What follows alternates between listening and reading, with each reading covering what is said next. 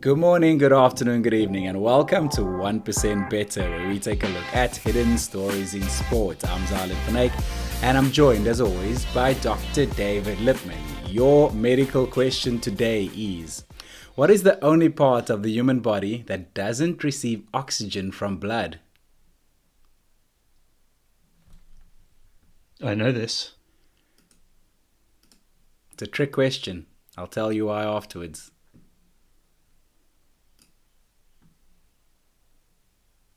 Okay, anyway, can you tell me? This is bad radio. It is the cornea. It gets oxygen directly from the You used air this through before. tears. You No. used this Let me before. say what it does and then I'll tell you. So it gets oxygen directly from the air through tears, which is why contact lenses restrict. I've just lost it now. Our contact lenses restrict oxygen that can cause problems. Basically, remember last week I told you I've been inspired by Dan Squires when he was a guest host. His questions are really, really good. This is actually a question he asked you, and I wanted to see if you remember. Yeah, I was going to it. say, you used it before. It was him. Okay. I was like, I know this. And then, anyway. So, yeah, It you was a don't learn. trick. So, apparently, It I don't was a learn trick. and I don't listen. I just know you have a great memory usually, so I was interested. But to be fair to you, it was a I'm year ago. I'm also interested that you, you're 2 weeks into, trying to be better because of Dan. And one of the first things you did was, use one of Dan's questions. It's Copy like, his I'm going to be homework. better by copying his homework. Yeah. Anyway. We were just talking about optimizing and being efficient. So why not why not copy an answer from a year ago? Why do the work twice? I wonder if listeners who heard that from Dan would remember too. I'm sure someone like Spencer's listening and was screaming out loud, "It's the cornea, you idiot!" So yeah, Yeah, I we'll think see. so. I'm sure we'll get a Uh, couple of comments this week. we are supported by Precision Fuel and Hydration. Some Precision Fuel and Hydration athletes were in action at the Bath half marathon over the weekend, which we are going to touch on a little later on. Lizzie Rayner we ran 76 minutes there and got 13th place. Hugo Fry. Why is this a name I know? You've been talking about this name a lot. We actually had a call with Precision the other day, a really positive call, and his name came up. Yeah, I mentioned him as somebody who was doing a bunch of content with them, and I was just talking to them about the content. So he ran 2:12 or something like this in Valencia, I believe. But he's now coached by Mario Frioli, previous podcast guest. And yeah, Hugo ran 64 in the half for 11th. Lizzie Rayner is a pro triathlete sponsored by Precision Fuel and Hydration. So if people are familiar with that name or wondering why I brought it up, she is, and why I bring up someone who came 13th. It was interesting. It was a pretty good run for someone who doesn't specialize in the run. Yeah, good job. Very good job from her. Listen, I have a confession to make, and you said this was going to happen to you. I'm so bored with walking. I'm feeling better now. Now that I'm better, I'm getting lazy for the things I'm a little more equipped to do. I'm getting impatient with the healing. Obviously, the healing takes time, and I'm not at the level that I can swim or cycle or anything like that yet, but I still have to walk, and now I don't want to walk anymore. Walking is so boring, man. How do I keep showing up? Well, you got two options: walk or don't walk. It's real simple. Yeah. I mean, I actually think so. You kind of there's two things here. So there's often a stage of rehab where we get a bit lazy, and then we can have a little bit of a backward step, right? So you stop walking for a bit, your back gets worse, or you do too much, your back gets worse, or you try and run too early, whatever. So certainly that aspect that often happens to people and kicks them in gear. I guess there are two ways to do it. You can sort of uh, brute force it, in which case you just force yourself because you have to, right? And you sort of just go, I'm just going to do this. I have to do it. This is how I get towards the thing I want to do, the carrot. Then there's the other option, which is trying to make the walking more enjoyable. Do it with Wendy, or go for a walk in a nice place or something like that. I saw you cutting laps of an athletics track the other day. Do not walk around an athletics track. That is not exciting. Go walk somewhere nice, mate. You live in a beautiful part of South Africa. Go for a walk somewhere along the beach, not on the beach, but along the beach or something like that.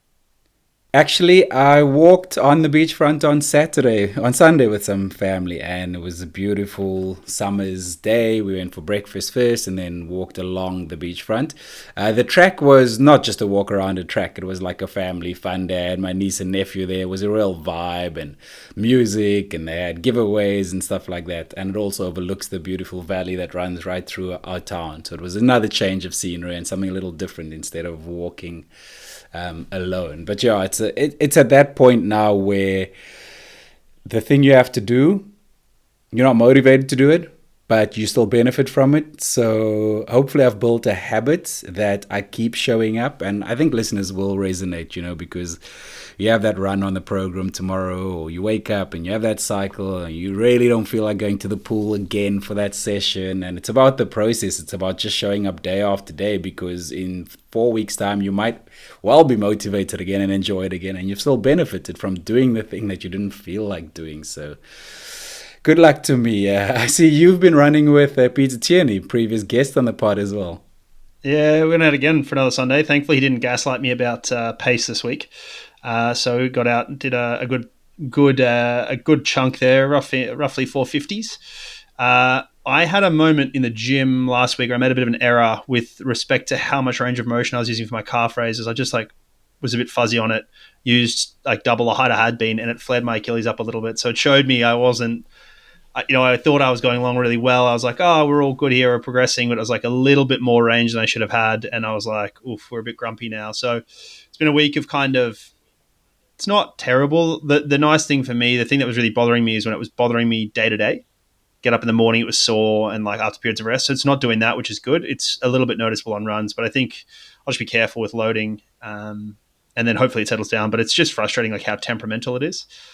Probably says to me I'm not getting back to anything that resembles serious training for a while. I just maybe not ever, to be honest, unless I want surgery, which is not really something I want to do. So we'll see. But I don't want to be negative, and I don't want to be fatalistic about it. But this is certainly more temperamental than I thought it would be, given how well it's been going for the last couple of weeks. So yeah, that is what it is.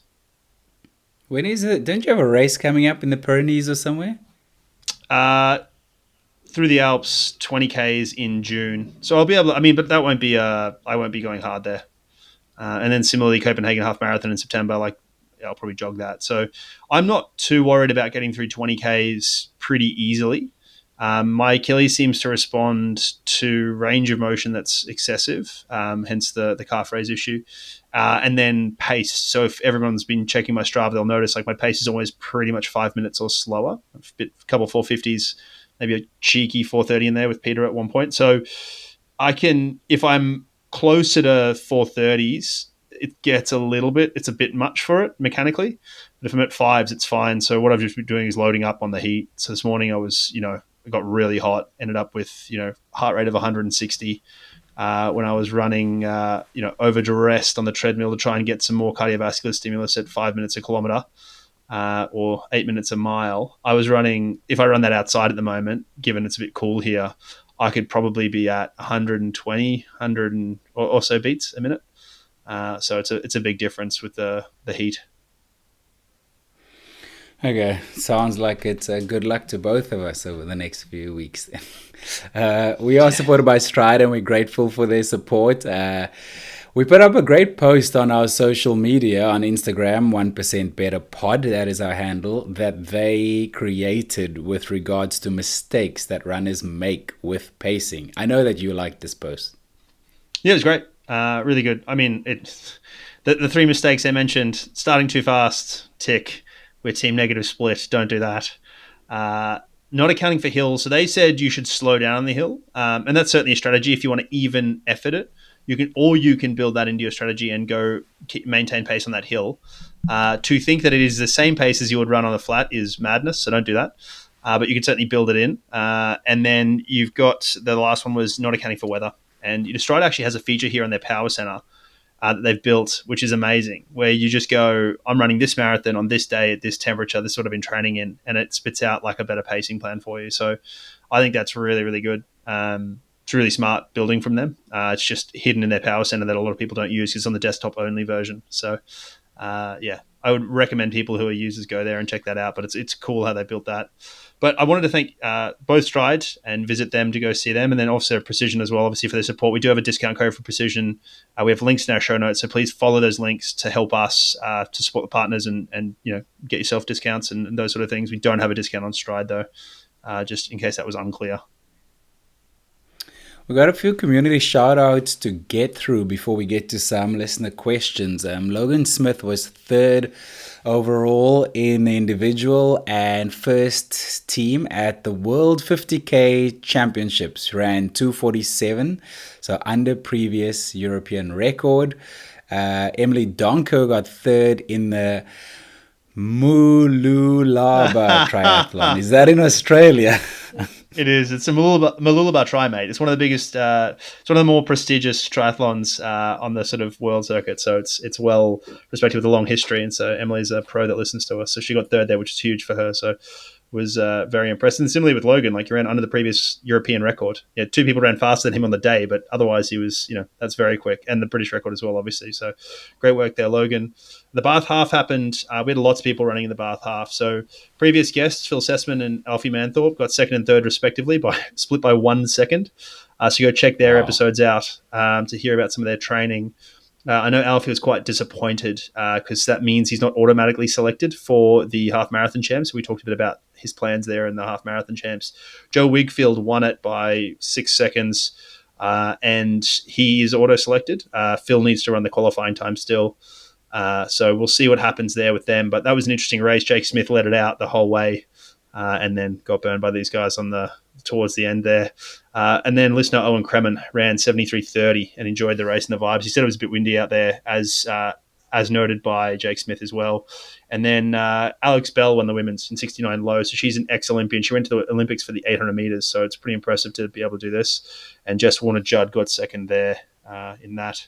Then we had Barcelona Marathon. So this week's guest, Jimmy Whelan, we talk a bit about the Barcelona Marathon, and then he obviously ran it over the weekend previous, so we recorded this last week. And then Jimmy's going to run the Berlin half upcoming, so we talk about that as well. But he ran 25 kilometers pacing one of the groups, the 206 group. So he ran 25 Ks in 2:58, and then jogged through to 40 Ks in 3:30 per K. The 2:58 per K that was. And then he basically went through 40 Ks in 2 hours 20, doing it like that. So he's in shape. The man is in shape, that is for sure. And then obviously Dan Squires, previously mentioned Dan already, and I called him last week to run 2:29. He did just that. So he ran 74.35 and then 74.59. So it's not quite a negative split, but it's pretty close. And when you run it like that, that is a hard way to do it. And we've got a video we might pop up on social this week of poor old Dan post race he sent through to me. So we'll pop that up there. And then the interesting one, I was tracking Sam Laidlow, who was running this. He was aiming for somewhere, I think it was 2:20 pace, maybe 2:25 pace. And he pulled out with cramps at 14K. So that's not good signs for Sam, but I'm sure he'll get on top of it. That's so weird. I mean, what would he run in an Ironman? Low 230s? Low 235s? He'd need to be running 235 to be competitive, I'd suggest. Or maybe he can run closer to 240 because he might decide that he wants to go off on the bike by himself. And it might give him a bit of a buffer. But he needs to be in the sub 240, or he's got no hope of winning the Ironman World Championships. I've heard from every Ironman ever that running a standalone marathon is harder.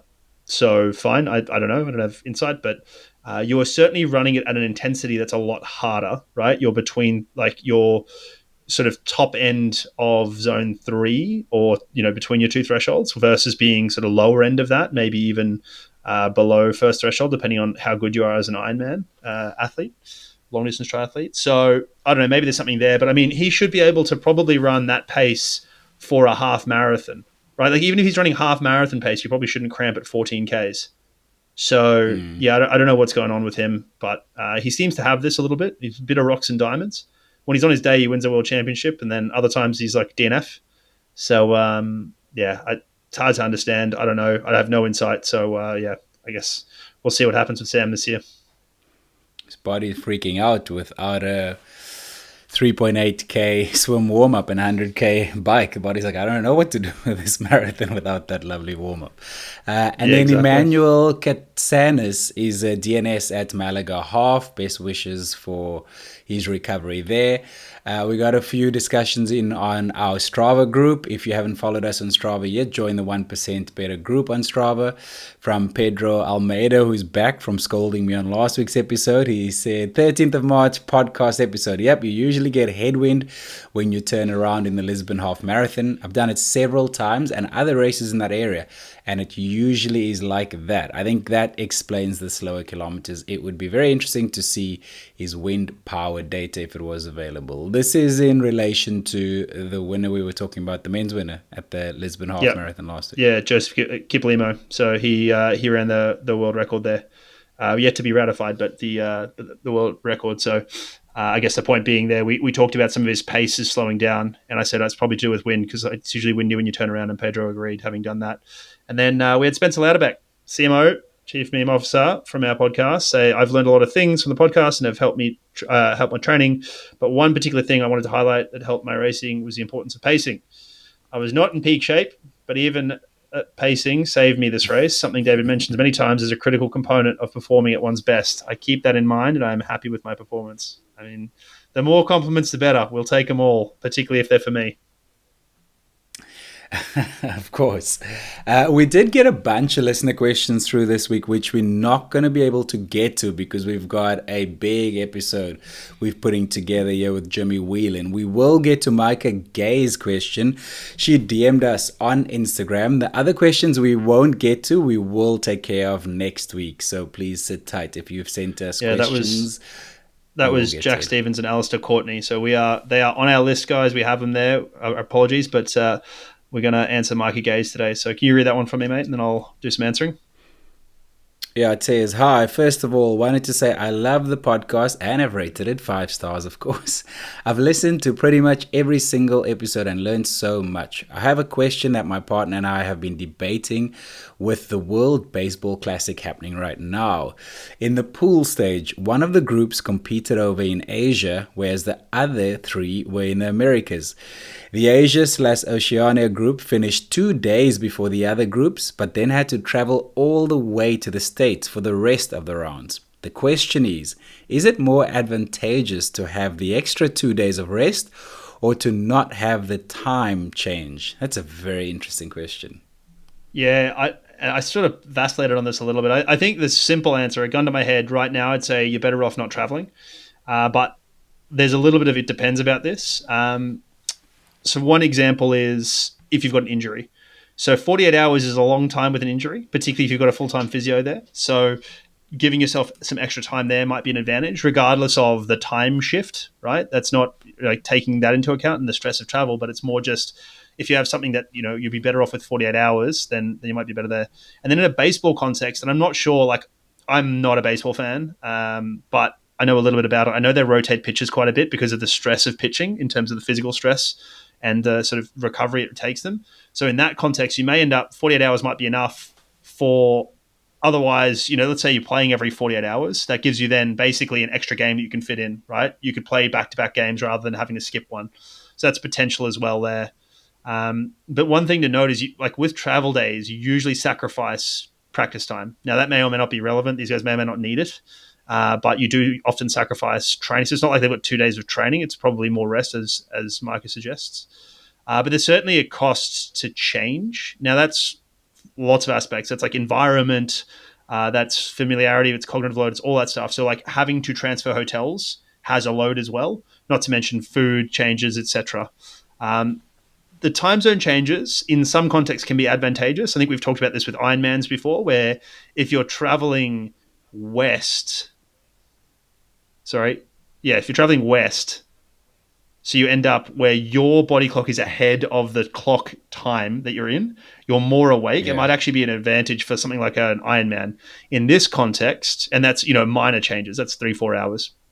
In this context, they're going, and I did some research here, they're going from Tokyo to Miami, which is like basically, it's 13 to 14 hours. It's basically like within 1 to 2 hours, except completely inverted.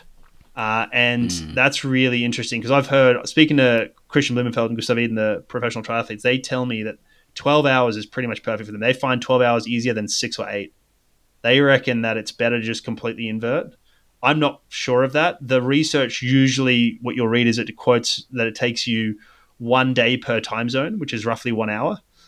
So in this context, you're talking about basically something like 11 days. So yeah, 2 days is not enough. But you're also dealing with athletes who can sleep through a day. And like if they're not on time zone, it's not as important from a sleep perspective, but it is important from an arousal perspective. So having the hormonal system to be, primed for you to perform, right? It's things like vision, eyesight, blood pressure, all these things that help you perform. So, it's a little bit hard. What I would say here is they probably, if I was consulting this team, I'd be advising them to start this a little bit early. So sacrifice a little bit of performance late in the pool stages to start shifting my body clock earlier, or later. So when I say early, I don't mean time-wise. I mean before leaving. But then there's also a component of like, what's it like to travel in this context? So if these teams are traveling with a private jet, that's very different, right? You can use circadian manipulation on the plane, use that travel time as well. So yeah, it's really interesting. What I did notice though as well was these teams then stay in Miami. So the other teams are currently playing in Houston and then they travel into Miami. Now, time zone there is largely irrelevant. You're talking about a couple of hours, but if anything. But what I'm getting at is they don't have to move again. So they fly once, whereas the other teams are coming from Houston or somewhere else in the No. Houston's the other location. So even because there was one pool that was in South America that didn't travel to Houston. So the point I'm making here is that, I think the simple answer to the question is that you're better off having not traveled. But it's a really good question. I spent a lot of time thinking about this and enjoyed it greatly. So thank you for the question. We should look at the end result of the tournament and then revisit this and see which team ended up winning. It's a bit of revisionist history, though. You don't know what impact it had, right? Because one of the teams is Japan. They're the favorite. If they win, you go, okay, yeah, well, the travel was advantageous. Yeah, well, not really. They just had Shohei Ohtani, who's the best baseball player of all time, like in terms of his ability. He's a main pitcher and a main bat, a hitter. Like that's unheard of.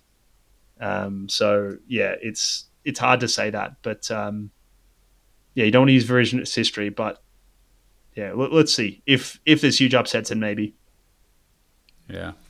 Well, thank you so much, Michael, for sending that question in. We have noticed a huge uptick in engagement. We're getting loads of questions, loads of comments, and we really appreciate it. We do read every single one of them. We are taking note of your comments on Spotify. We appreciate all of the engagements on the Strava 1% Better group and the DMs on Instagram as well on 1% Better Pod. We really, really appreciate it. Let's have a look at some quick bits in what's come across my desk this week. The world's greatest pole vaulter ever in the men's division, Mondo Duplantis, has done it again, David. I mean, this feels like we say this every couple of weeks. Yep. Least surprising world record of all time. I almost feel a little bit sorry for him. Like, we almost didn't put this in the show notes for this because it's a long episode or in the show to discuss because it's a thing, but we're kind of desensitized to greatness. And this happens a bit. It happens, with great team sports athletes as well, like LeBron and the likes, where you kind of just get used to them doing amazing things. So it becomes desensitizing and like you kind of feel sorry for them and you sort of miss them when they're gone. I mean, Mondo's great for the sport, but yeah, I mean, jumped another world record by a centimeter. Like that is what it is. And then you sent this to me. There's been huge news in the rugby world with a big doping bust. What happened? Yeah, and it's not the box, which surprised a lot of people on the internet, given some accusations. But if you go look at the comment sections, mate, it's all like, when are the box next? When are the box next? Anyway, this was that was just to trigger you, mate, and some of our listeners. But this was Georgia, the Georgian rugby team. So this was World Rugby working with the World Anti-Doping WADA, right? World Anti-Doping Association. So this was an anti-doping rule violation with 6 players and a support staff member of the men's 15s team. Basically, there was an orchestrated scheme involving recreational drugs and substituting samples. So what it sounds like is that the staff member was helping these players who were taking recreational drugs to substitute samples, right? Whether he was peeing in them or she, I don't know. I assume it was a he, but who knows? This staff member may have been providing samples, may have been getting samples from other people, storing their own samples and switching them up. Doesn't sound like that was the case, but the investigation started in 2023, right? So a long time ago. and I think it was to do with the World Cup. But there were 5 instances where sample substitution occurred. There was also a finding that there was advance notice given to people being tested to the people of this team. So basically, the Georgian Anti-Doping Association would let the Georgian rugby team know we're coming, and then there's all sorts of scrambling that happens, right? So often what happens in those situations is certain players don't arrive that day or are missing or whatever, right? It also was determined that doping control officers were not observing athletes notified for doping control and were not witnessing urine passing, which are clear non-conformities to the under rules. Basically, what happens here is if I come to you and I'm the anti-doping officer, you're not meant to know I'm coming. I then turn up and say to you, mate, you've got to provide a sample, and you can say, I can't provide one now. That's fine. I got to hang out with you until you do. I'm not allowed to let you out of my sight. Yeah. And then All I have to eyes watch. on you, yeah. And then I have to watch the urine leaving your urethra. And I use those terms intentionally. Yes. Yeah, exactly. Fun job for everybody involved. Person providing sample, person watching the sample, etc. The point being here is that this wasn't done apparently. So, I have heard of this happening in sport, particularly with the recreational drugs. There were some stories from the 90s that I heard from certain sporting teams that I won't name, but this is pretty big news. This is like obviously clear breaches of doping protocols with implications around. It was recreational drugs, not performance-enhancing drugs. They're all seen the same, mate. Doesn't matter what you're taking. So, yeah, but boring, man. Let these guys have fun. No, I mean, up to you, mate. You get to decide. No. But it's you can't be doing this. You cannot be doing this. Yeah, no, we do not condone that. Absolutely not. Flotrack has been announced as the official broadcaster of the 2026 UTMB World Series. Is this a big deal, do you think? Yeah, it is. It is for anybody who's just got a Flotrack subscription. Lots of hate towards this. So previously this was free on YouTube, and the announcement came out. It starts as of March 21 with the Tenerife Blue Trail.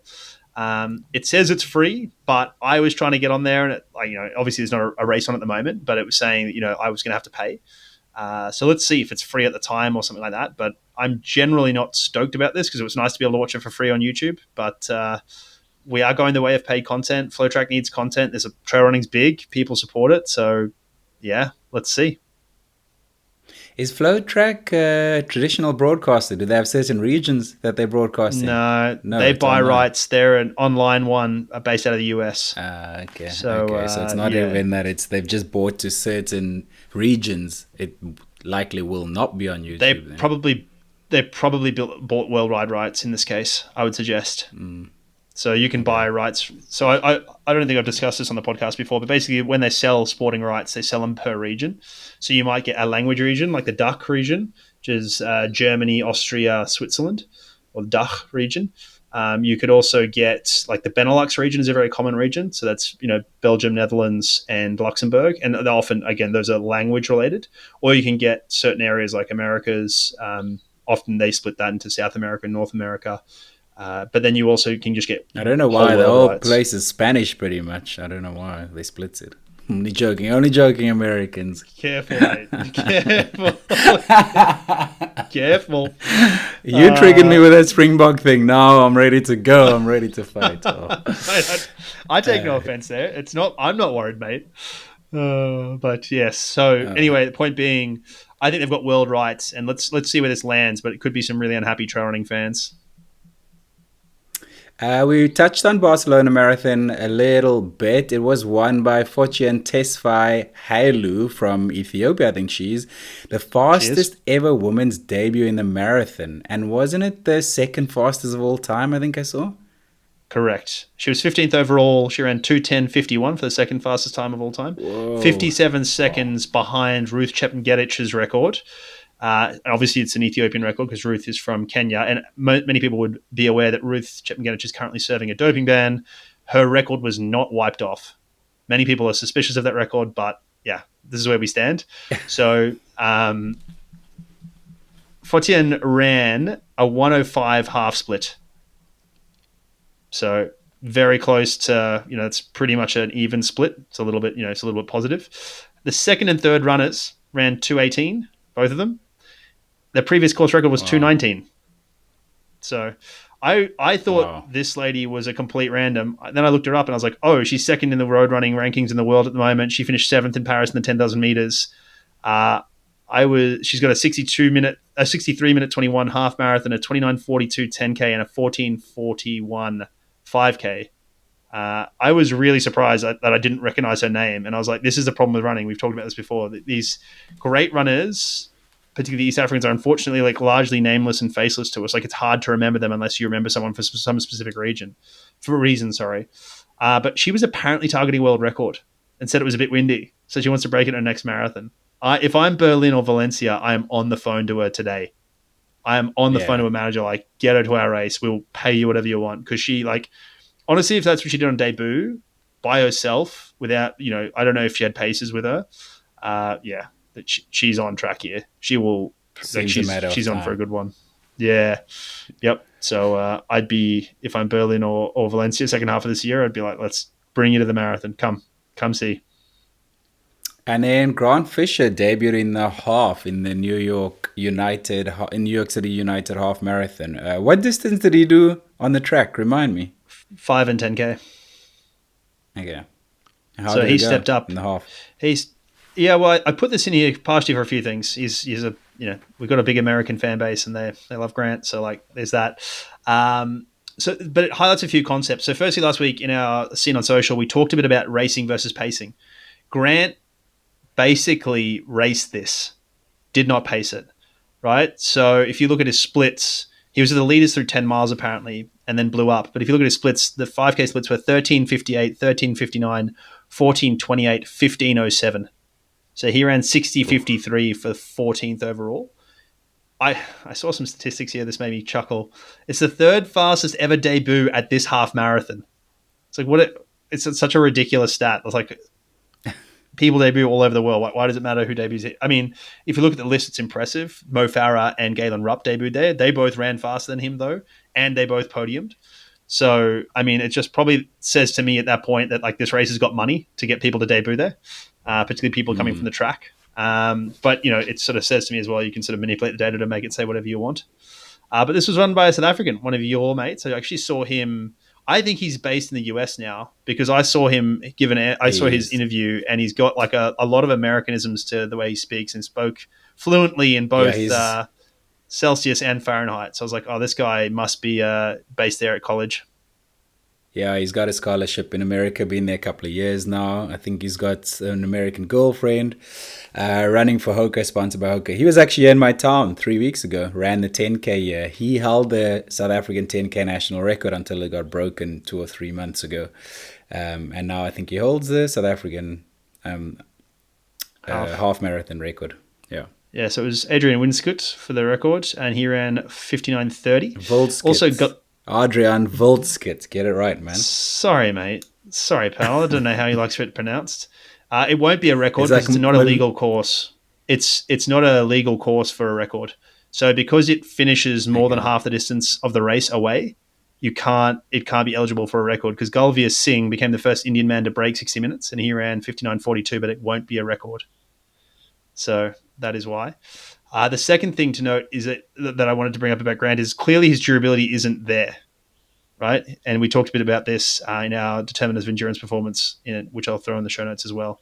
On the women's side, Helena Beery won. She ran 63:33 and broke the course record. So in a new pair of on shoes that everyone's losing their minds about. So let's keep an eye on all that. Oh, really? I didn't see that. Okay. And then you snuck something in here very late before recording, which you said we have to touch on this week. Apple has partnered with London Marathon as their technical partner. You don't traditionally see companies like this make a splash with partnerships like this. Or technology partner. So the quote is, and this, if you Google this, you'll see this quote everywhere, and like not much more insight from people. Apple's technologies support runners at every level with powerful tools and insights that help them stay motivated, track their progress, and better understand their health and fitness. We couldn't be more excited to partner with 2026 TCS London Marathon. This is fascinating. So firstly, and you'll remember this, that from when we talked last year, the Apple Watch is the most commonly used watch on Strava. So that's the Still first thing to blows my remember. mind. It makes sense, but it still blows my mind because I have to remind myself the majority of people don't see themselves as elite, etc., etc. Correct. And the running boom is not in elite running; it's at a participation level, right? Yeah, which So, is great. Apple also recently introduced features such as running power, training load, pace alerts, and advanced running metrics, which basically brings it in line with Garmin, etc. So clearly, based on adding those features and then doing this sort of partnership, they want to be seen as not the hobby jogger's watch, right? They've got their ultra version, which has got long battery life, dual GPS systems, which is pretty much what you require as a running watch. So they're clearly here trying to step into like the sort of more elite level. I think Hayden Wild was using an Apple Watch at one point. So I think they're trying. I don't know if that was sponsored or not, but I think what we're getting at is they're trying to step into that world and graduate, like, and not just be seen as a sort of general fitness watch. So it's interesting. I'm also interested to see, like, Apple have got a lot of money and technical ability. So what are they going to build on this? Do they start helping people pace better? Do they become an innovator in the space from a technological standpoint? Because catching up is quite easy because you know what you got to do. So if you're Apple, you've got money, you just throw the money at the problem and you get it developed, and it's pretty simple. You can reverse engineer what other people are doing. But then when you have to start innovating, the question is, do they have the right minds there? And I mean, it's Apple, so they probably do. And if they don't, they can find them. I'm here, Apple, give me a yell. But then there's also like a question of like, do they start bringing in race analytics for us? Like, are the broadcast race analytics now presented by Apple? And have they got other stuff? Right? Like, I'm thinking about what happens in triathlon. We can see heart rates, that sort of thing. It's like, does Apple do a component of that? Like, we'll provide this here so you can now see this on the broadcast. Yeah, let's keep an eye on this. This is really interesting because I think there must be a big gap between the amount of people who have iPhones and the amount of people who have Apple Watches. And there's a gap to close there. The Apple Watch gets better all of a sudden, and they try to take on the Garmins and the Coruses of this world, and the two sync better together. And the insights that you get onto your phone are way more valuable because, I mean, we've criticized many apps on our phones before, and if they can just make seamless integration onto their phone, and their watch gets much better, I think that's an interesting space to keep an eye on. Well, probably what they're seeing is there's a group of people. I mean, if I'm them, there's probably two groups of people I'm really interested in. The first group of people are iPhone users who are using the Strava app on their phone and nothing else. Mm-hmm. Right? So they're not using a GPS watch. I want them to start using Apple Watches. Yeah. Yep. So that's the first group that I want an Apple Watch on those wrists. Those are the easier wrists to get, if I'm honest. That harder wrist to get is like yours or mine. Yeah. Like, how do they get me to start using an Apple Watch? Yeah. What do they need to provide me to make sure that that works? And the simple answer, if I'm answering that now, is like, I need proper battery life. Like, I can go away for 2 weeks and not even blink at charging my watch. Yeah, I don't even take a charger when I travel. No, not for 2 weeks. Yeah. Not for 3 weeks even. So then the question is, like, how do they get there? They probably can't, given the functionality of the Apple Watch, which is the problem for them. So then they need to make the charger the right size and all those other things. But the prevailing point being, they're going to try and target people like us and be seen as a more serious exercise watch and fitness watch. Probably not fitness. It's probably like running watch, endurance watch, triathlon watch, rather than fitness watch. Yeah, I've seen them do a lot of work in South Africa, in particular at the entry level market. So they partnered with the local insurer here that rewards you for exercising, etc. In that your Apple Watch has pretty much been free if you hit the milestones of exercise in a year. You don't have to pay for it. So they give it to you up front, and you have to hit these milestones: walking, exercising, have heart rate over a certain number for a certain duration. That is clearly going after let's call it a couch to 5K type person, and they've been doing that year for, I don't know, 7-8 years now. I agree with you. I think they're going after a bigger market now, a different market now. Well, that in itself is a fascinating sale, because that's a B2B sale. They're selling that to the insurance company. Yeah They're not selling that to the individual. They're selling it to the insurance company, because if I give you a watch, you'll use it. So Yeah, but the it's insurance really company, about, can we get the this? insurance company has the numbers, the volume, and the systems set up already for that rewards program, and they've been so successful Yeah, that it's yeah. been rolled out all over the world now. Vitality is basically all over the world. Well, I have a friend who works in the legal system for health insurance, and he says South Africa's health insurance is the best in the world and the most innovative in the world by a lot. So there's Interesting. that, mate. I Now thought I'd share that for our you. government's trying Yeah. to change it. They passed the bill to change that. So let's see how that goes in a few years' time. Okay. Anyway, we are not a political podcast, and we are not going to talk about health insurance on the podcast. Let's get to Jimmy Whelan, mate. This was a fascinating conversation. I loved it. Gleaned lots from it, and so yeah, we hope you all enjoy it and can follow Jimmy's journey along in the Berlin Half in a few weeks. I haven't heard this before. I haven't heard it yet, so I'm really looking forward to hearing it. So without further ado, let's get to Jimmy Whelan. Jimmy Whelan is a professional runner for Salomon. He ran 61:37 in the Valencia half marathon last year in his senior debut as a runner, sending shockwaves to the endurance world. Jimmy spent 7 years as a professional cyclist after a promising junior running career where he ran 8:19 in the 3,000 metres. During his cycling career, Jimmy rode for teams like EF and Q36.5. He came to prominence winning the under-23 Ronde van Vlaanderen in 2018 and is probably one of the few riders who can say they beat Tadej Pogacar, who finished 15th that day.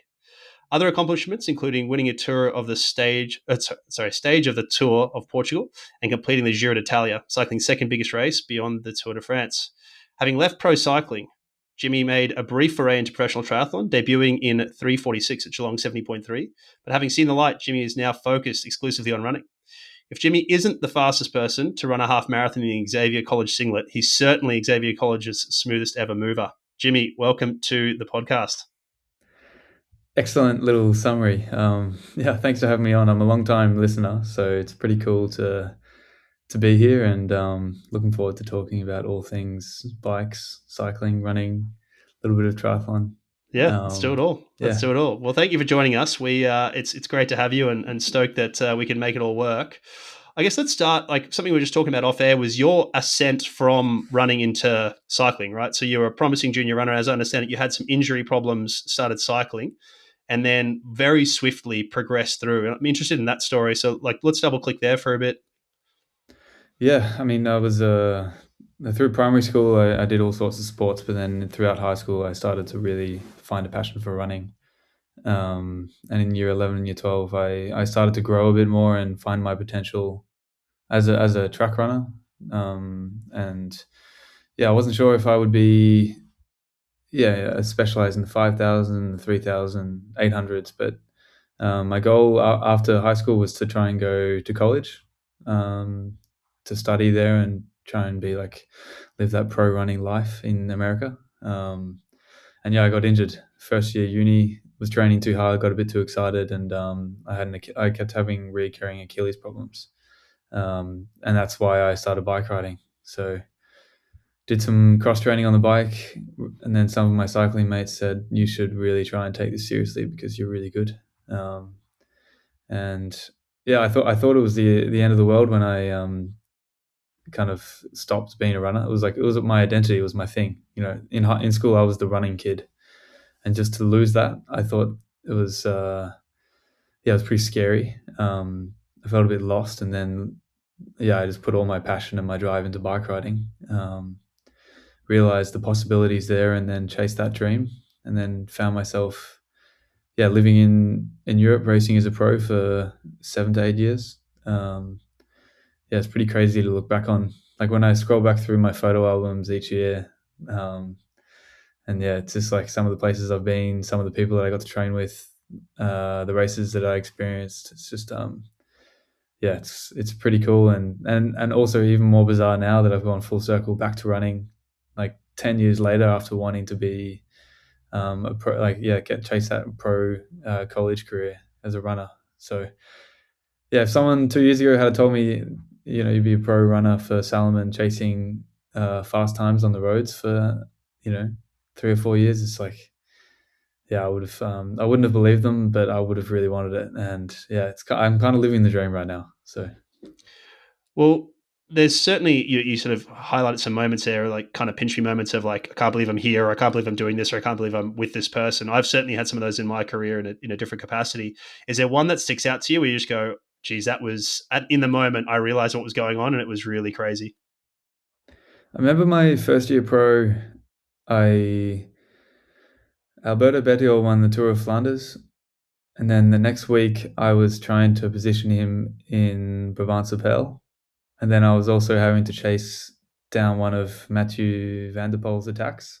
And at that moment, I realized, like, wow, I'm really in the thick of it here. Yeah. Like, what I'm doing right now is normally what I'm watching on TV at 2:30 in the morning. Yep. But I'm right in this smack bang middle of the action. Like, it was at that moment. I mean, obviously, I didn't follow the wheel of Van der Poel, but that was a different story. Yeah. But that was a real pinch me moment. I think it didn't quite sink in until the whole like pro cycling career, until that kind of midway through that first season. And I had that similar feeling again, very, very similar feeling in the Valencia half marathon last year, where I didn't feel like I belonged, and it was a big dream to try and be a pro runner. But then through kilometer 15 in the half marathon in Valencia, I was in the third group on the road with all the Nike, New Balance, Adidas athletes, and I was in my Xavier College school singlet, and that was a real pinch me moment, being like, okay, I am good enough to be a pro runner, and I belong here. And looking very good as well. You were cruising along, smiling. Those guys are doing it. It looked a lot easier for you than it did for them, right? Whether or not it was is a different discussion, but you certainly looked like you belonged. You didn't look, because sometimes you'll see, somebody in one of those packs, you're like, yeah, we'll see how this goes, but you look like you belonged. So it was really cool to see. We certainly talked about it on the podcast at the time. It was impressive debut. But like, let's talk a little bit about your training. What does it look like for you at the moment? Like, because it's quite an interesting, I guess, having followed you a little bit on Strava, having had a bit of a dig down and look into it, it's quite interesting stuff. So I think people would love to hear about it. Yeah. So just a bit of context. So I stopped cycling at the end of my Q365 contract, which was at the end of 2024. Yep. I then did 6 months of training and preparing as a professional triathlete. Yep. I always kind of thought that maybe I could be a professional runner, but I wasn't quite sure. But at the time, it made more sense to do professional triathlon. And then it wasn't quite going the way I wanted. And then in August last year, I started realizing that I was running quite fast. And I thought, okay, I'm just going to take this running stuff very seriously and prepare for the Valencia half. And so I did a 12-week block leading into the Valencia half marathon. That was all self-coached. Yep. Kind of following the training structure of like the Melbourne Track Club. Yep. Classic Australian way of training. So 2 to 3 sessions a week. Not crazy volume. I couldn't handle the volume because I was still new to running. But like hill work on a Saturday morning, Sunday long run, threshold on Thursdays, VO2 on Tuesdays. Yep. 8 by K on Tuesday, 30-minute threshold Thursday. Exactly. Yeah, exactly. Very standard. Rinse and repeat, week on week on week. I did that. I built the first 4 weeks of that build were very basic, low volume, but it was all the same structure. Yep. And then by the end of the last 3 weeks, the sessions were pretty large. Yep. And there was a few sessions in that training block where I realized, okay, my threshold's actually under 3-minute Ks now. Therefore, in a half marathon, my threshold should be my hour power. That's my cycling brain. Yeah. And then I realized, okay, I actually could run under 62 minutes for the half. Yep. I actually thought that I was in 60-30 shape, but I'll find that out in the next attempt. Yep. But that was more or less the prep for the Valencia half, and then since then I've just double clicking on that. What a rough idea of your weekly volume? Like how many Ks were you doing a week, or miles, whatever you want to work in? In the 3 weeks before Valencia, where I was doing proper load, it was like 170, 180, 190. Okay. Yeah. So right up around where a professional runner would be. So okay. But if I had have kept doing that for another 2 weeks, I would have got injured for sure. Yeah. I was playing with fire there, but I kind of had to because I was trying to run fast. Yep. But now I can do a whole month at 200K weeks plus and be fine. Yeah. So my legs are way more conditioned than what they were last year. Yeah. it's been pretty interesting to see the changes. Yeah. Well, certainly 170 to, let's call it 210, is a much easier 40Ks to assimilate than, say, 100 to 140, right? Just as a percentage of total load. Yeah, of course. It's certainly Exactly. a lot better. And much of that's going to be easy running as well, right? It's not going to be adding tons and tons of volume proportionately to your sessions. And so from a mechanical load perspective, it's certainly a little bit more forgiving. Yeah. But so let's talk through what a training week looks like now, because I mean that's very general training, right? That Melbourne Track Club style is very Super general, basic. yeah. Super basic, but it works. Oh yeah, there's no question. I mean, they've got some of the they've got world class runners doing it and doing it regularly. So there's nothing to be sneezed at, but it's not as dialed in as what you're doing at the moment, from what I understand. Yeah, so I was doing my own training there, kind of taking pieces from other people's training, but I didn't have a coach. And then since then, I've coming into the new year, I was still doing my own training, and then I now have Andy Henderson, who's my coach, who's the same. Who's based out of Leeds. Yep, he's the same coach as Emil. Not Emil Carres trains with him sometimes. Yeah. Emil's kind of under Renato, but it's kind of exactly. It's a bit funny, But he works with Phil Sessman as well. Phil Sessman, yeah. And was part of like Alex Yee's prep as well when they were training together. And I had a call with him a few months ago, and just when I was in Australia, and just realized that we're on the same page with things. And he's familiar with my agency as well. So it all works kind of nicely. Everyone knows each other. Yep. And my training's actually changed a fair bit. Yep. Since joining his stuff, I'm doing like my big days are now double days. I used to never do that. So normally my threshold days now are like on a Friday, for example. If it was on a Friday, I'll do like 15K work of threshold in the morning.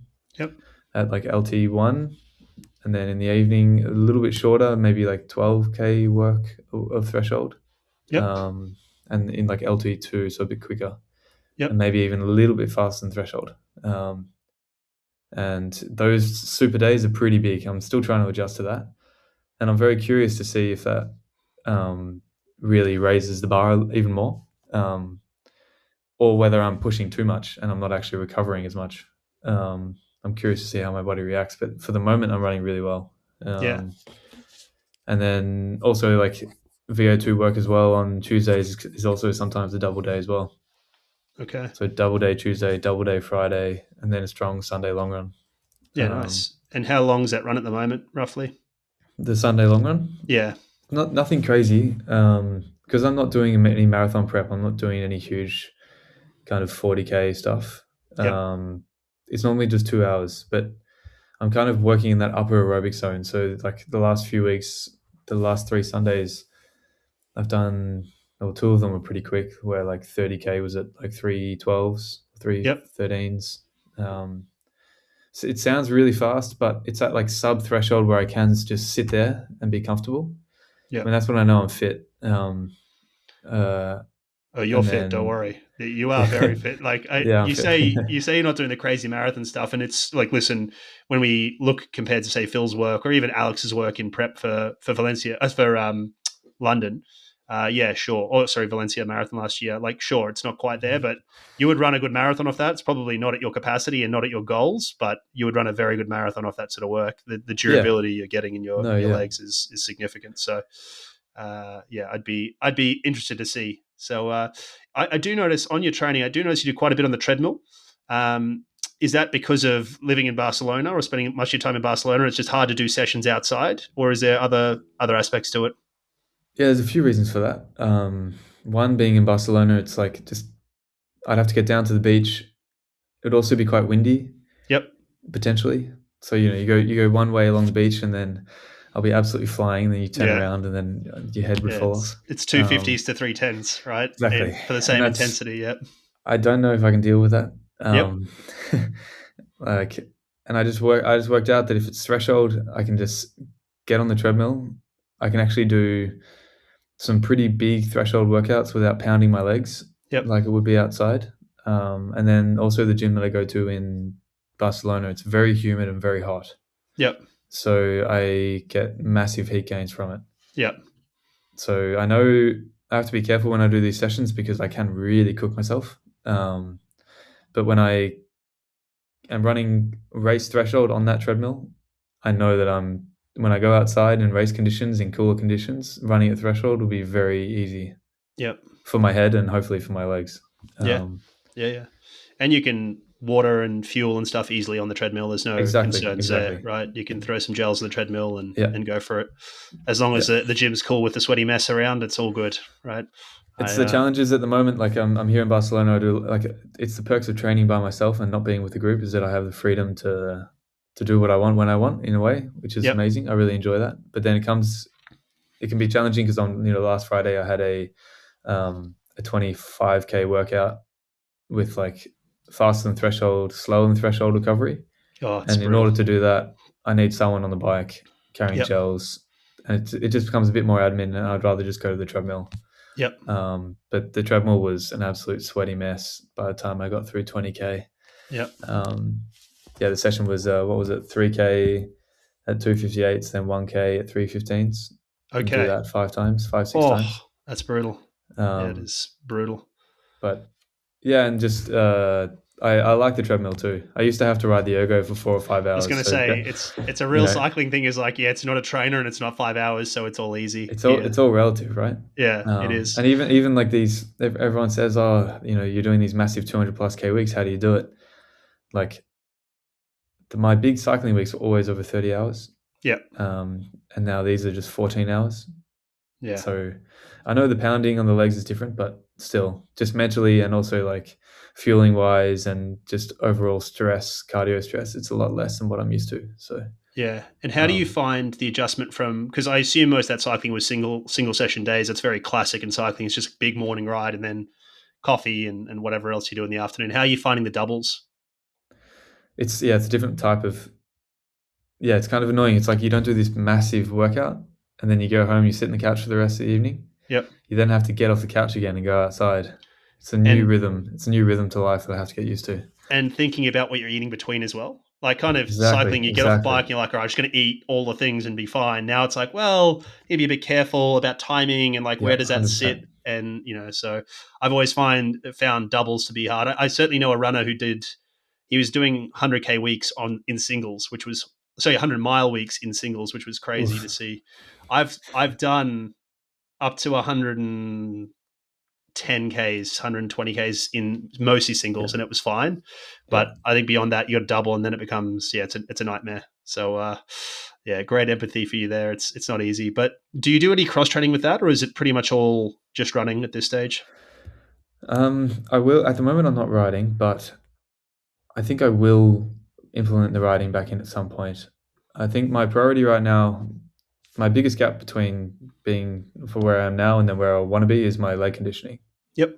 And in order to condition my legs, it's not going to be through cross training. I need to do it through running. But I need to assume that I can do the load in order to not get injured and these things. Yeah.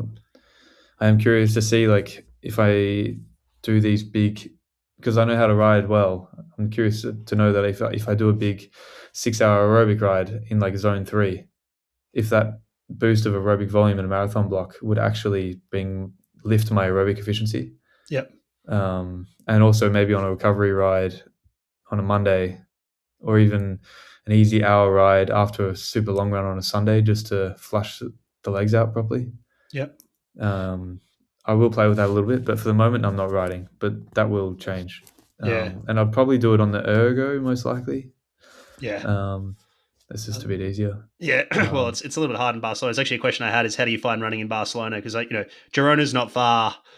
I'm sure there's a temptation of like, do we just move to Girona? It's probably going to be more expensive somehow. But we moved to Girona, and then there's good running in Girona. There's good trails around that I can run on, but there's also good cycling if you want it. So I'm sure there's a reason to be in Barcelona. But it's been a challenge to run in for me when I've been visiting. So because I know and understand the city really well now. I know which roads to go on and which ones not to go on. When you're not familiar with the place, if someone went for like people are doing the Barcelona marathon on Sunday, and they're probably arriving today, and they'll do their shakeout run tomorrow morning, and they'll probably be like, "How on earth does Jimmy run around here?" Yep. But if you look at my Strava, I'm very strategic. I have the same routes every time. Yep. And yeah, as I said, I do my big workouts on the treadmill, and you can run along the beach very nicely. You can get get rolling, and you've got the mountain, you've got trails and the coastal roller. It's beautiful back which is there. also unreal. But yeah, I can see where people are coming from. And the best thing about Barcelona is that I can be a professional athlete training here, but then when I'm not training, I can just walk out my front door and no one knows who you are. A normal life. No one cares. No one knows. You walk around. You're just part of a massive city. Yeah. And then listen, Spain's lovely. Weather's good all year round. Good amount of heat. And of course Spain financially is a little bit cheaper than somewhere, say like the Netherlands or something like that, where you are a professional athlete, but making smart financial decisions is important. So I get it. It makes sense. Is there anything else that you take from your professional cycling, like you take from that and bring it to running, or you look at running and think, I'm weirded out by this. I don't know why they do this when it makes so much sense in cycling to do it that way. Yeah, it's been interesting to compare the two worlds. Yeah. Last summer I was on a camp with the Melbourne Track Club, which is the Australian professional training group. And that was kind of my introduction into pro running in a way. And it was interesting to compare like the two extremes in pro cycling world and the world tour. Everything is so hyper analyzed and almost over managed in a way. And then in the running space, athletes are just left to fend for themselves in a way and to work it all out themselves. And it's kind of funny. Some people would work better in one environment, or some people work better in another environment. Like some of the best athletes in the world are best just living that, not stressing about the numbers and just focusing on the bulk of the work and then relaxing. Not worrying too much about the micros in their food and all this stuff. But it definitely made me realize that I have a wealth of knowledge from the cycling world that I can now take into my running. And I'm quite fortunate to have that. Like I know that I can run a very, very professional environment here at home in Barcelona, and still like having access to the Salomon performance team as well to bounce ideas and keep developing as an athlete, because I can't just take the knowledge that I learned in 2019 because maybe that's outdated and there's new stuff. So you're forever learning. But yeah, there's so much that I learned. I actually undervalue. I forget how much I know from cycling and how much I know about food, sleep, rest, just general life stuff, what to say yes and no to, when to like relax, when to switch off, switch on. I call it like training camp mode. And like, just learning the balances and how I work and operate within all of that. And now in running, like I create my own race calendar. I kind of do my own thing. I don't have this big cycling team overlooking and see me. So that has its perks, but it also, I've got to stay very motivated myself. I'm responsible for myself. People are still checking in, but it's not the same. And how do you find the difference in the number of race days? Right, because you would have had a race day calendar that was probably I don't know how many days a year, somewhere between 50 and 100, no doubt, were race days in a year. In a good year, a professional runner probably does 10 races. If we're generous, that'd be maybe one to two big ones, and then a couple of tune-ups, and then some shorter stuff, right? Partially to win prize money. So, do you find that to be an appealing thing because it's easier to lock in and do proper training for it, or do you find it hard because you had so much motivation of like, I got to train again, I got to race again in a week or in 2 weeks or something like that? One of the most refreshing things now is that I'm not on the road always in the cycling circus at a hotel. Like it's quite satisfying just doing a solid prep, like a 2-month prep for a 1-day event, which finishes in an hour. It's like, and also just there's less variables in running. Like if you do the fitness, you rock up, you're more or less going to perform the way that you've prepared. But yeah, it's just I feel like I can live a more sustainable lifestyle, a bit more balanced, which is nice. I miss the cycling world. It's a pretty amazing world to be a part of. Like you felt like you really were like in the F1, being in that big team bus, playing house music, rolling into like one of the biggest one-day races in Belgium. Like you felt like a bit of a superstar. And then, but it's really nice to be doing a sport now where, yeah, I think I fit this model a bit better. And I'm just fortunate that I do run fast enough to chase this dream. So Yeah, well, we're going to go into a couple of things here because I think there's interesting stuff. Like you mentioned, I trained months and months for 1 hour. Like that's a high pressure situation, but you strike me as a very relaxed guy, and I think you deal pretty well with the pressure. Like having heard you talk before, coming from professional cycling, do you yeah. think that was because of professional cycling, or do you think that's kind of always been who you are? No, as a kid, I really struggled with the pressure in sport, big time. Okay. And like I was always very nervous before competitions, and then cycling changed that for me a little bit. I think you just learn you harden up through cycling in a way that you probably don't experience in most sports. And yeah, it's a pretty savage world to be part of, the cycling world. One, just from the crashes on race day, like Yep. you do these massive altitude blocks to then put your body on the line in a week-long stage race, and you could just crash on stage one. Yep. And then like all that work was for nothing, Yep. or you get a flat, or you just don't position properly, and then it doesn't matter how many watts per kilo you do. You're already coming into the bottom of the mountain in 70th wheel. Like good luck. Yep. Whereas now in running, like you do your prep, and you go to the start line, and sure, there's a few variables on race day that can cause a few problems or a few challenges, but it's very simple. And I think that's why in the Valencia video you see me smiling in 15K. Like I was hurting, but it was very peaceful. Yep. You didn't have the stress of a bike race. I knew that I was able to execute the performance. Like something bad would have happened. I don't know. I just felt very control of this situation, unlike many situations in a bike race. And it's quite satisfying. Yeah. And the simplicity of running is also what makes it complicated. Like if you're not good, you can't just sit at the back of the group and eat some carbs and try and freewheel for a bit and then hope that you get legs in the next 40 minutes. And that sometimes happens in cycling. And also the tactics might change. The race might change, 4 times over in one race. And then all of a sudden you find yourself chasing for a result. But in running, you find out pretty quickly and pretty honestly if you're going to have a good performance or not, particularly on the roads. I think in track races it's different. It's a bit more tactical, but like in these road races, the groups form, and then you're in the group, and then you get to the finish line. Yeah, I'm oversimplifying it massively, but no, I think in comparison to cycling, where it's like, well, who's in that group? Are we going to allow that person to work or not work? Exactly. What are they going to do with respect to the front? How do we do this? What about the tactics here? Like, there's a lot of differences there, and fundamentally, you're in a group with Alex Yee and whoever else, and everyone wants to win that group, right?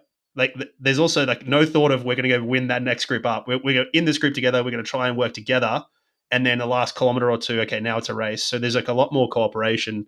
It's a little bit more collegiate, I think, than cycling, where it's like, well, we're not working today, or my guy's up there, so I'm not doing it. You can pull me along, or we got a guy coming up. So I get what you mean. And I don't think it's disrespectful or anything like that or oversimplified. I think it's reasonable when you think of the chaos of cycling, right? Because all of a sudden there's a crash. What does that do? Flats and all sorts of stuff, right? Or you get let off course, like the women were in Strade Bianche, right? They were let off course, and now that's it. Yeah. Day's done, right? Yeah. So it's I get it.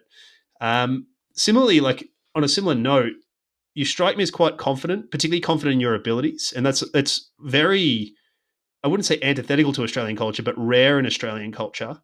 Is that something that's come from cycling that you developed through that, or is it something you've had like all the time? Because it's refreshing to me to hear someone go, "These are my goals. I'm going to go do this." Versus, maybe I can do that, and being a bit more sort of standoffish. It's funny. It's very much in the Australian running space. It's like almost frowned upon to like say, "Hey, I want to chase this time in 2 weeks." Yep. It's that Australian culture where you come across as arrogant, or it's kind of bizarre. But I just see myself as a professional athlete. I am paid to train at a certain standard to chase a certain execution on race day, and and I know everyone knows what time they want to go for, Yeah. and what they're capable of. And I think it's more entertaining for me to talk about it and share it and tell the story. Puts the pressure on for me because it makes the objective very obvious. Yep. And I either succeed or I don't. And I enjoy that part, and it brings more people along as well. But yeah, Australia's funny like that. Yeah. You kind of get, it's like frowned upon to Yeah. It's say called tall poppy syndrome, right? Like, let's cut the tall poppy down. As you say, it's refreshing to see somebody on a couple levels, right? Because there's a level of pressure you put on yourself. If you say, I want to run 59 minutes, like there's pressure there because then it's very public. It's very clear if you succeeded or failed. You have to front up to that. So in a mixture of that and just the confidence to be able to say it, I think it's refreshing to have that particularly in an Australian context, but certainly in running in general, because in running there's lots of, it's a funny sport like that. There's not as much, there's not as much of that. So I think it's cool. And it's something I noticed in you that I wanted to talk about and understand a bit more because I think it's really cool. On the professionalism side of things, your content is exceptional. Right? And I think you do a really good job with all of that. Is that something you were thinking about, like, hey, this is a way I can make money until I become professional, or as part of being a professional, rolling it in? Like, how do you think about that in terms of your context around stuff? Because, in cycling, there's a ton of content, but it's all a content team, right? The social media team does it. You sort of participate a bit and then carry on. Yeah, in the cycling world, when I was racing, I was always quite self-conscious about doing content, just because I was paid to do my job as a bike rider. Yep. And I never really thought I found my feet enough in cycling to be like, hey, I'm going to do some content at the training camp. Yeah. I was never in that A, like in the teams, you have like the A, B, and C team. Yep. I was like always fighting for that contract. I'd still have moments where I do well, but I never felt quite confident enough to do content, because if you then don't perform, and then the team's just like, well, we're paying you to ride a bike, just focus on bike riding. Yeah. But then when I stopped cycling, then I realized, okay, I've got to try and market this story a little bit, go into triathlon, whether I'm doing running or not, but I've got to delve into my creative side, and I enjoy taking photos, I enjoy doing videos, and I have spare time. And I just like being a little bit creative and sharing my life a little bit, whether that's through training or whatnot. I started putting some effort in, and people seemed to enjoy it. So kept going. I did it when I could. I don't do it all the time. Like, it does drain my battery a little bit. But when I do have the time and energy for it, I do enjoy sharing my training, my life here in Barcelona, or a race. Like, I really try and invest a bit of time and money, or like if I'm going to a race, I really try and organize someone coming to video, because my Australian friends and my family, they're like, oh, what have you been up to? And then they can see, like, they can see literally what I've been doing. Like, living overseas as well has its challenges. You feel like you're quite removed from from your true family and friends, and it's a way for them to stay connected, and invested in what I'm doing. And then also you can build a fan base outside of that, and people get inspired to do what you do. And then it's also a way to get sponsors on board, because they see the commercial value in it all. And if you're a professional athlete performing well, and then you also do a little bit of content where the brand that you're working with also gets exposure, then it's perfect.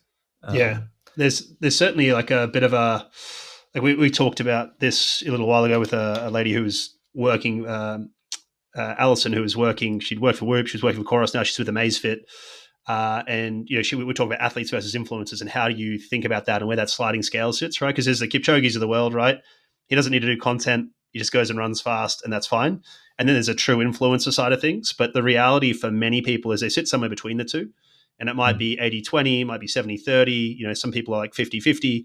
Like, where do you sit in that? And it's interesting to see, because I think your performance level is quite high, and I think your content probably is more than would be required for you to perhaps obtain sponsors. But I could be wrong on that. I'm sure they're happy, right? And that's a good thing. You'd rather more content than less, but it's quite cool to see as well.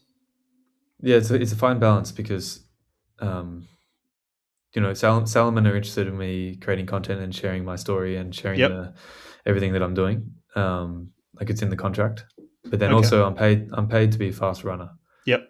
And in order to be a fast athlete, you need to train hard and rest hard. Yep. If you're always like, I'm doing 200 plus K weeks, I'm running twice a day.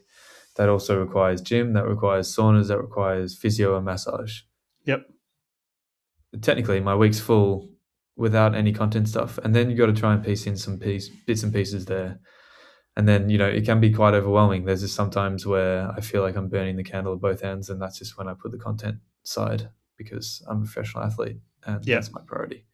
Particularly right now as well, like I'm trying to find my feet in the sport. Yep. And yeah, I'm training a lot. My body's fragile mentally, physically. If I get burnt out, it's very obvious. Yep. And it's very obvious on race day if I get burnt out. So, and my training's aggressive. So yeah, I find out pretty quickly when I'm doing too much. And I've learned through the cycling world, like living the mountain life can create a very, very good athlete. And I'm very aware of that, and trying to replicate that lifestyle here in Barcelona, where I live a simple existence. Like I'm living in a big city, but I'm very much in my own bubble. But yeah, like the last few weeks, for example, I haven't had much energy to do like my own videos at home, but I've managed to have some friends video some things. And now that I have the support of the sponsors, like they can help fund some of the content creation, and then I don't have to do too much work. And then that's a way to keep things going. For sure. Well, let's double click there. How do you, so you just mentioned there's a fragility to this, and you got to protect your energy in that. How do you know when you're sort of starting to get towards a line? Like is there anything you track, or is it just a feeling, or how does it manifest for you? You can see it in like my HRV. Yep. So from the numbers side of things, but like my HRV will tell me before I even feel it myself, I think. Yep. But yeah, just general stress. I'll find myself needing to put my phone away more earlier at night just because I need to decompress. Yep. Like it can be overwhelming just always thinking about training, doing the training, and then doing content for the training. Yep. It's exhausting. Yeah, you've always got what's coming up tomorrow. How am I planning my food around that? Have I got the food? What about the content? Where am I doing that? How does that sit? When am I putting the video out? And now I've got like communication between sponsors to keep going as well, like keeping them updated, hearing what they have to say. And so when you have, I mean, it's a great problem to have sponsors, but you also then have to communicate with them frequently. So like, yeah, it becomes a lot. I mean, at the end of the day, I'm running my own business, and that is a lot of stress. The business is you, right? It's not the cush of a 9 to 5. But I'd have it no other way. But yeah, it's the HRV is very obvious. I can just tell. I can just tell when I wake up in the morning. I go for my like sometimes I might have to put my session in the afternoon instead of the morning because I'm just still tired from whatever happened the day before. But there is also the other side of things where I can go too extreme with training camp mode, and I focus too much on my sport, too much on recovery, too much on training, and then I'm not doing anything else with my life. So there's a balance where like I also need to switch off too. Yeah, for sure. So you go either way, and it's like there's a happy median. But like there'll be times here where I do a marathon block for my debut marathon, and I'll go up to Font-Romeu and live that mountain life where it's really simple, very slow, spend like 10 hours a day on the couch. And that will be how life will be for that period of time. But then when I come to Barcelona, I can live a bit more normal life. But yeah, it's tricky to get right, and it's something that I don't have kids, so like I should be able to get it right now. Yeah. Yeah. Well, I mean, they're all different constraints, right? Because there's a perspective that kids adds, right? Like speaking to people like Tom Evans, like it helps him with his perspective, right? To have a child and that sort of thing. So I think there's a statement I really like. There are no solutions, just trade-offs. I think like it's easy to say, oh, Jimmy doesn't have kids. It's like, well, there's benefits to children as well, right? They're not all cost. So, but so on this, you mentioned massage, you mentioned physio. I think this is probably something that's come from cycling, right? Is this regular maintenance type of stuff that I think some runners probably don't do? Like, what are you doing in that respect? Is it weekly massage, weekly physio, or something else? At a minimum, once a week massage. Yep. 90 minutes to 2 hours worth of massage where I just get everything flushed out, any tightness. I see, shout out to my mate, Ollie, who lives 3 blocks. His office is 3 blocks away from mine. So I just walked Awesome. 5 minutes, super easy. And yeah, it's just nothing crazy. It's just simple stuff. Like just, I have, tight ITB. My problem is always my left leg with my left glute not firing, and then my ITB gets tight, my hamstrings get lazy. That's always my problem when I overtrain. That always needs to get loosened up.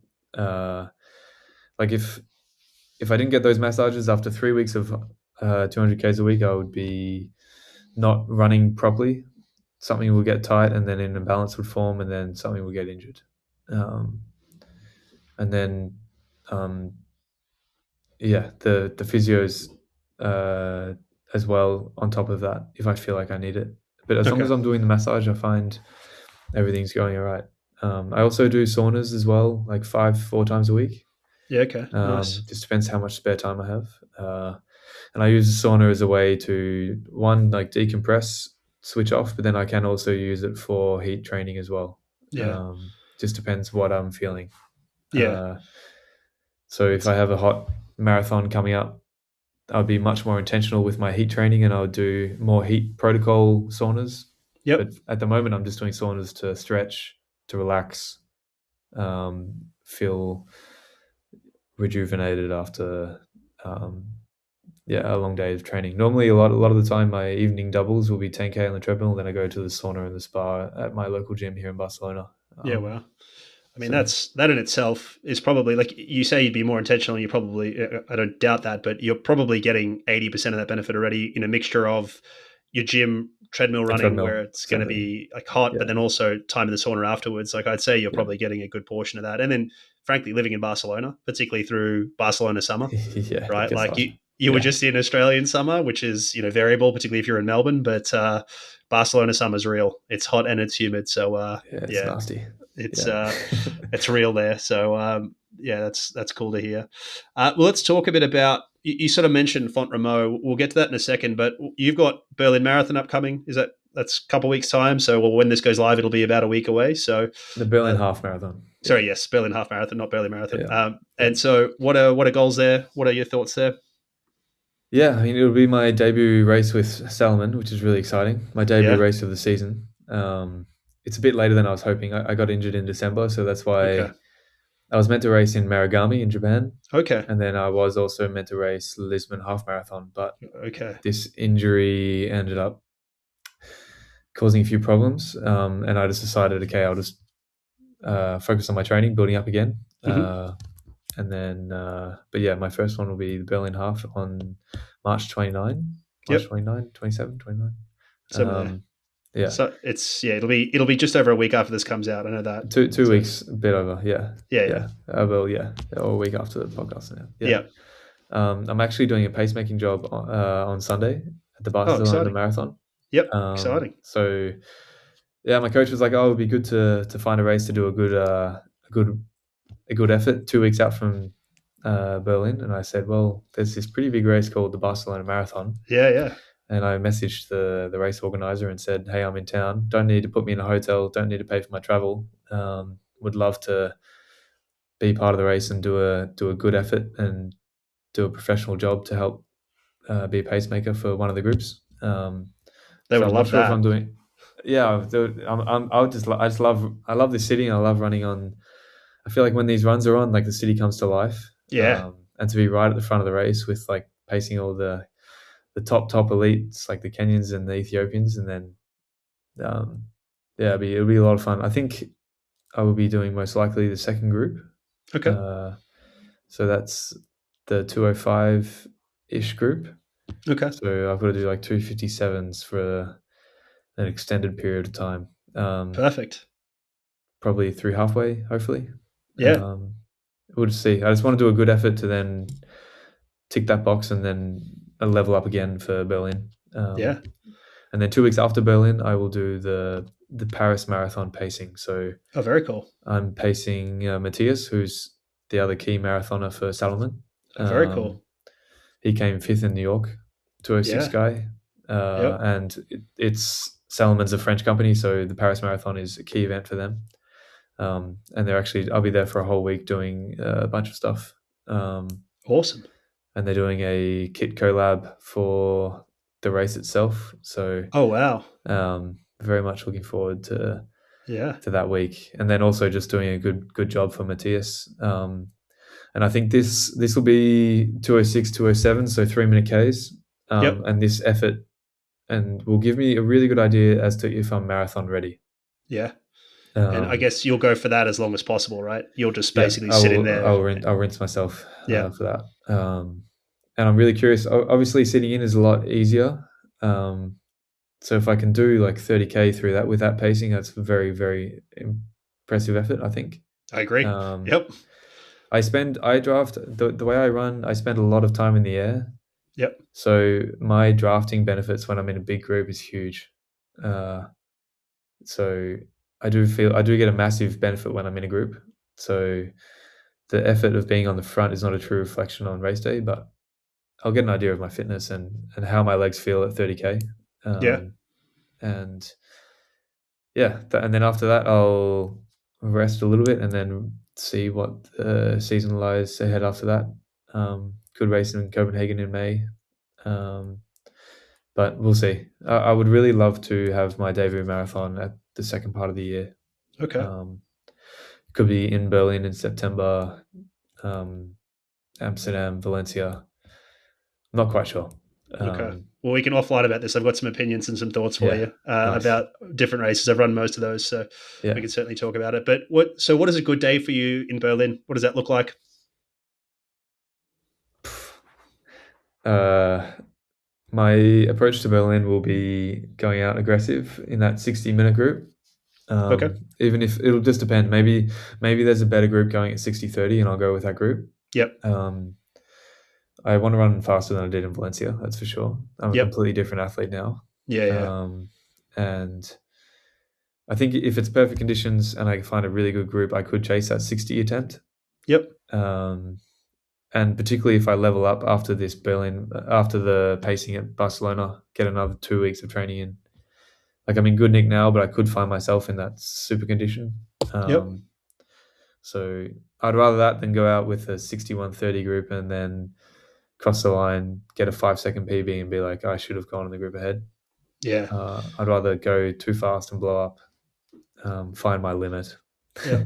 I mean, there's a learning aspect to this, right?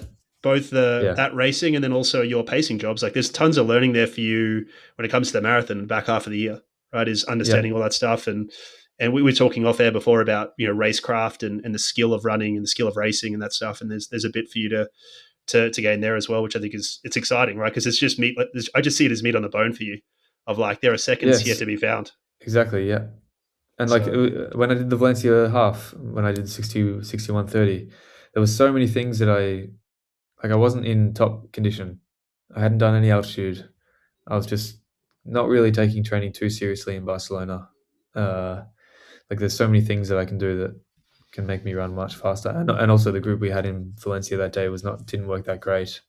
Mm-hmm. So I know the potential is there to run so much faster. And just got to fire my shot. Yeah. Whether that's in Berlin, whether that's in September in another race, or whether that's at the end of the year in Valencia.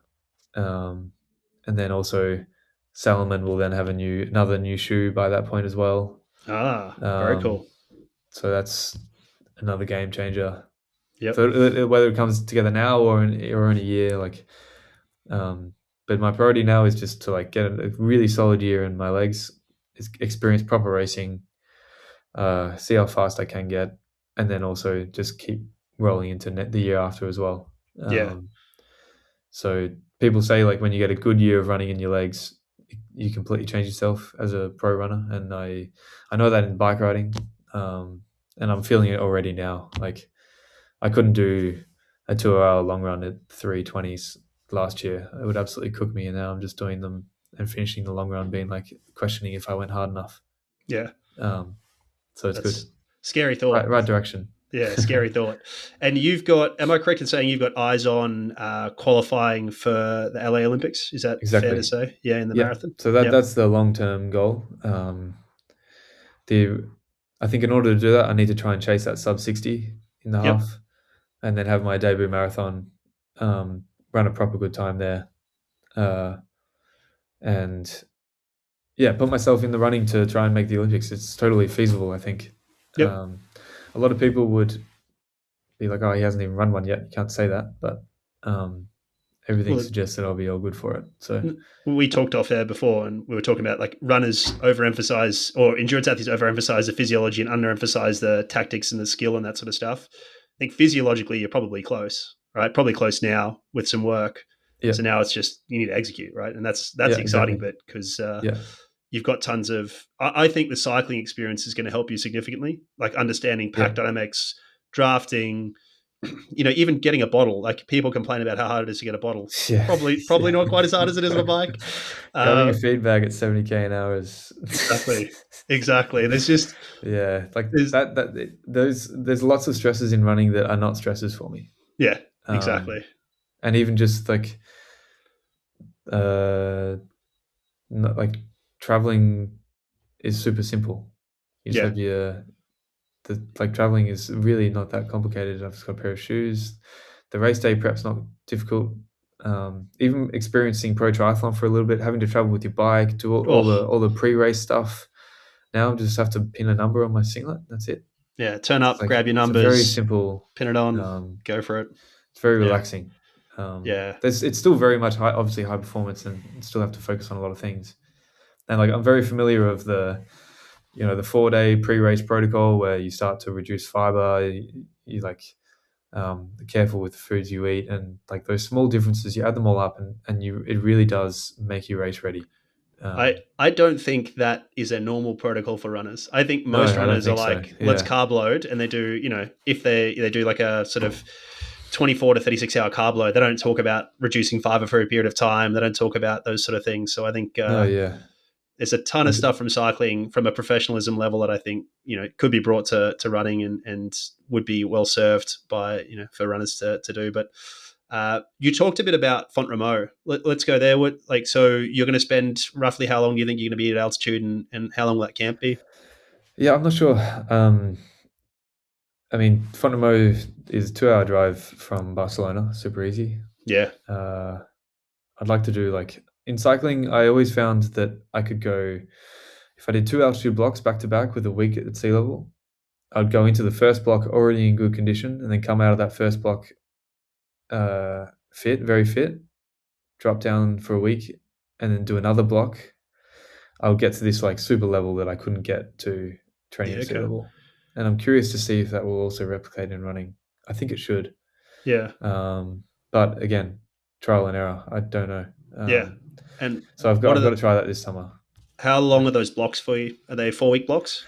3 to 4 weeks, yeah. Yeah. So I'd have to spend 2 months there. Yeah. I have to. It would be nice. Nice. A real challenge, man.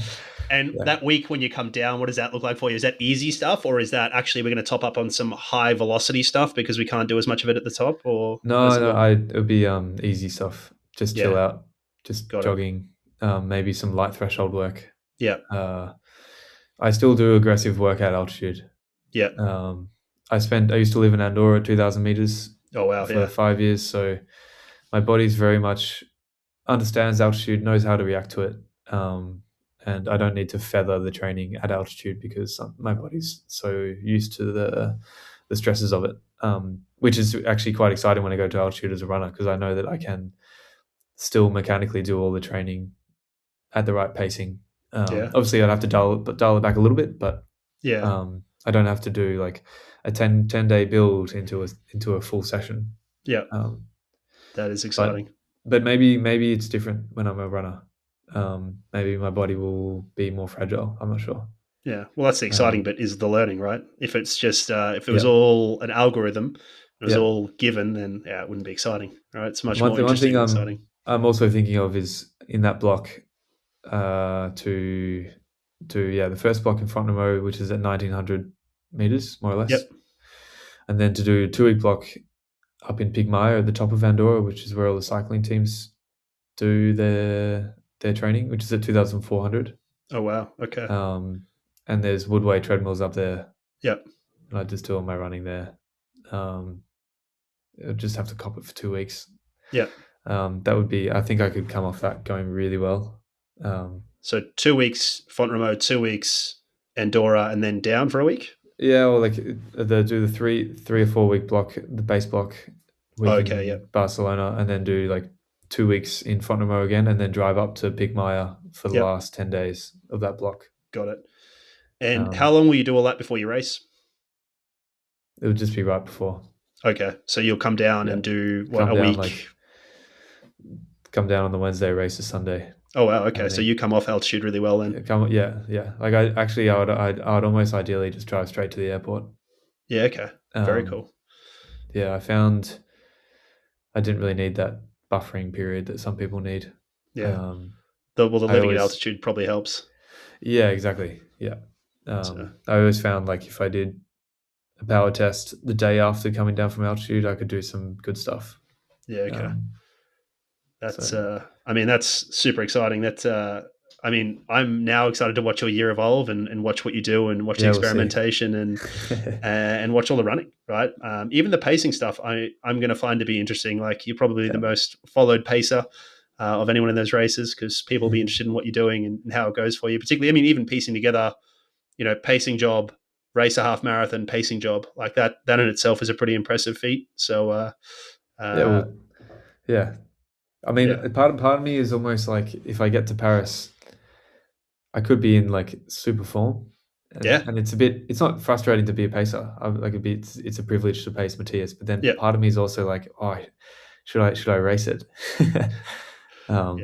I think I don't think you'd be happy with even if you're in shape, I don't think you'd be happy with your prep if you were to race that. I think you'd think, no, yeah, exactly. It's not the ideal prep. I think, if you decide to finish it, that's a different discussion, right? Like famously Jake Smith was pacing the British marathon trials and finished off and ran an Olympic qualifier. Like, that was, that sort of thing doesn't sound out of the realm of possibility in terms of like finishing off your pacing job and doing well, right?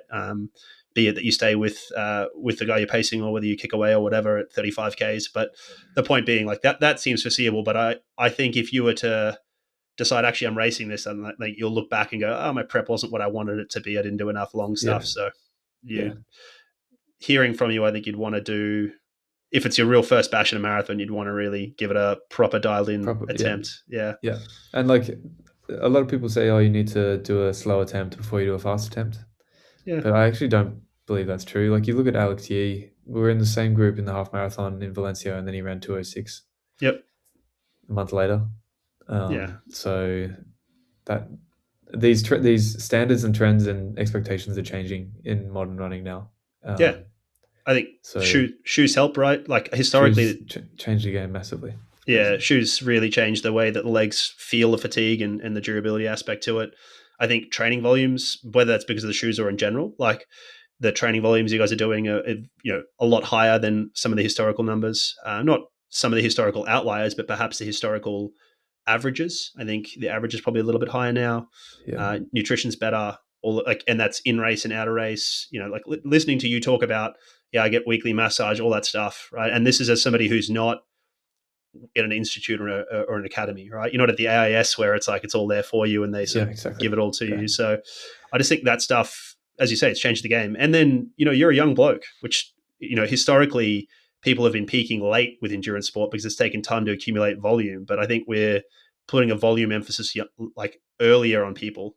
And even your cycling career, like, and I've heard you speak, and it's kind of like the best apprenticeship for running ever. And I tend to agree with you, is just like that metabolic load that you've had to endure puts you in a different place. Like it's just not the same.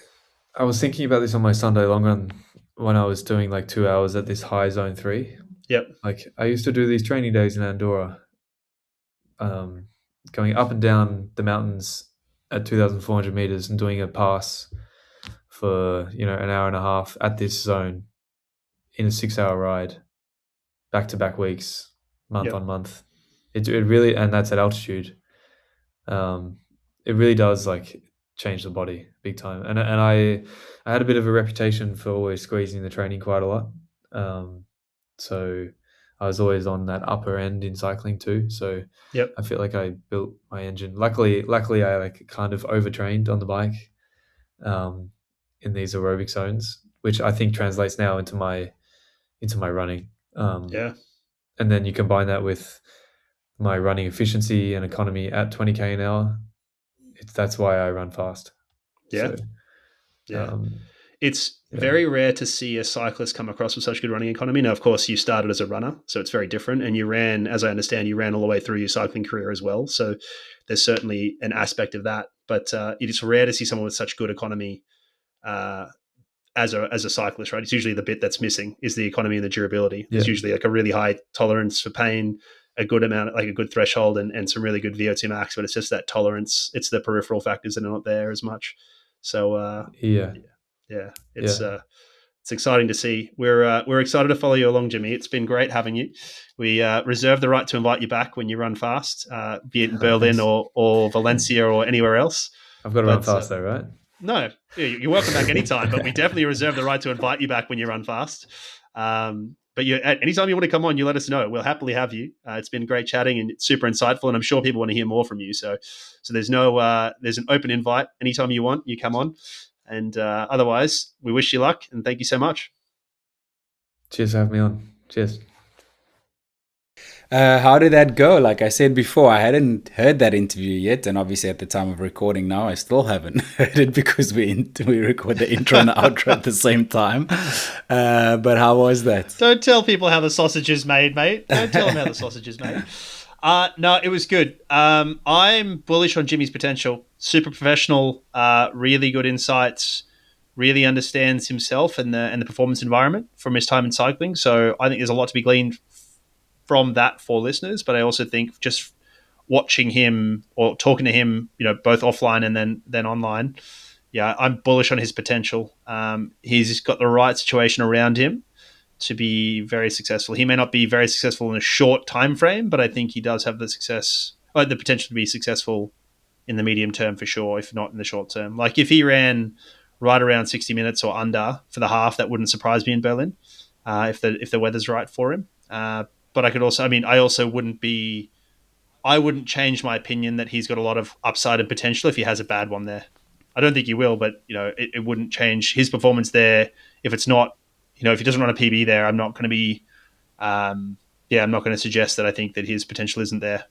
Yeah, I've been following his career since he was a cyclist. I'm fascinated when people code switch and always intrigued to see how it goes. So I'll definitely be keeping an eye on his transition and see how that goes. What are we watching this weekend? Mate, you'll be watching and I'll be watching Milan San Remo. So, I'll be watching maybe the last hour of it. The first, how many hours? 3 hours? 4 hours? Probably not going to watch. You'll probably be watching the whole thing because you'll have a bunch of guys trying to get no breakaway, won't you?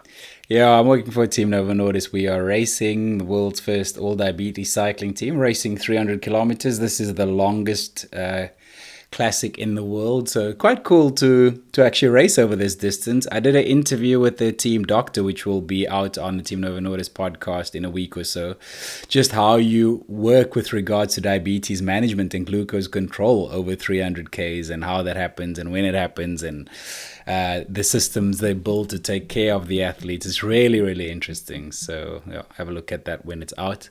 But I'll be working on that remotely, and some football is on. Not sure what else is on. Flick through the channels. We'll see. Should we get out of here? Mate, Geelong 70.3 is on as well. You're going to have to watch that. He's It'll be the wrong time of day, but you can watch the replay. Yeah, he's racing there. He's down there, mate. He ran a track session on a track I used to run at Landy Field, named for John Landy, the great Australian miler, and he was flying, mate. So he's there and he's in form, mate. So let's see. I podcasted with Gustav and Solveig overnight. That'll be out Thursday, so before this episode drops, on the Norwegian Method podcast, and they were saying that they reckon KB's on for one. So let's see. Awesome. Let's see. Thanks for putting this together, man. It was a fun one, a good one. We appreciate every single one of you listening. If you haven't rated the podcast yet, do so now. If you haven't subscribed, also do that now. We really appreciate you. We drop a new episode every single Friday. Thank you, David. We'll catch you on the next one. Talk soon, mate.